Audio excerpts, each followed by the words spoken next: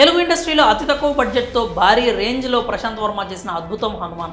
ఈ చిత్రం సంక్రాంతికి కానుకగా విడుదలైంది. అనుకున్నట్లుగానే పెద్ద హీరోల సినిమాల మధ్యన విడుదలై భారీ సంచలనం సృష్టించింది. సినిమా విడుదలైన స్పెషల్ షో నుంచే ఓ రేంజ్ టాక్ను సంపాదించుకుంది హనుమాన్. ఇక ఆ తర్వాత దాదాపు ఇండస్ట్రీలో అందరి కళ్ళు హనుమాన్ చిత్రంపై, ఆ అద్భుతాన్ని సృష్టించిన ప్రశాంత్ వర్మ పైనే ఉన్నాయి.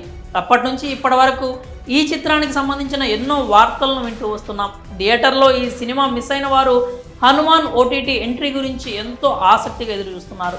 ఈ క్రమంలో తాజాగా హనుమాన్ ఓటీటీ ఎంట్రీపై ఇంట్రెస్టింగ్ బజ్ వినిపిస్తోంది. అయితే ఇప్పటికే హనుమాన్తో పాటు థియేటర్లో రిలీజ్ అయిన సినిమాలన్నీ ఓటీటీలో స్ట్రీమింగ్ అవుతూనే ఉన్నాయి. కానీ హనుమాన్ చిత్రానికి మాత్రం ఇప్పటి వరకు ఓటీటీ ఊసే రాలేదు. దీంతో అభిమానులు థియేటర్లో ఈ సినిమాను మిస్ అయిన వారు ఈ మూవీ ఓటీటీ ఎంట్రీ కోసం ఎంతో ఈగర్గా వెయిట్ చేస్తున్నారు.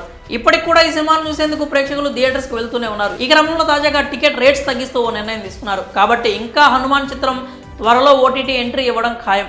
అయితే ఈ మూవీ డిజిటల్ రైట్స్ను ప్రముఖ ఓటీటీ ప్లాట్ఫామ్ జీ5 దక్కించుకుంది. ఈ సినిమా విడుదలైన మొదట్లో 3 నుంచి 4 వారాల లోపే ఓటీటీలో విడుదల చేయాలని అనుకున్నారు. కానీ ఈ సినిమా బాక్స్ ఆఫీస్ను మడత పెట్టేయడంతో ఆ ఛాన్స్ రాలేదు.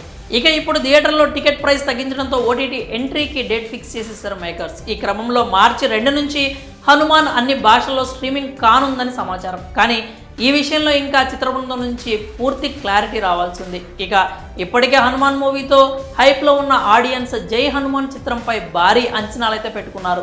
మరి థియేటర్లో అందరికీ పూనకలు తెప్పించిన హనుమాన్ ఇప్పుడు ఓటీటీ ఆడియన్స్ని కూడా అదే రేంజ్లో ఆకట్టుకుంటుందని ఖచ్చితంగా చెప్పేయచ్చు. మరి సంక్రాంతికి బాక్స్ ఆఫీస్ని మడత పెట్టేసిన హనుమాన్ చిత్రం ఓటీటీలో వస్తుండడంపై మీరేమనుకుంటున్నారు? మీ అభిప్రాయాలని కామెంట్స్ రూపంలో తెలియజేయండి.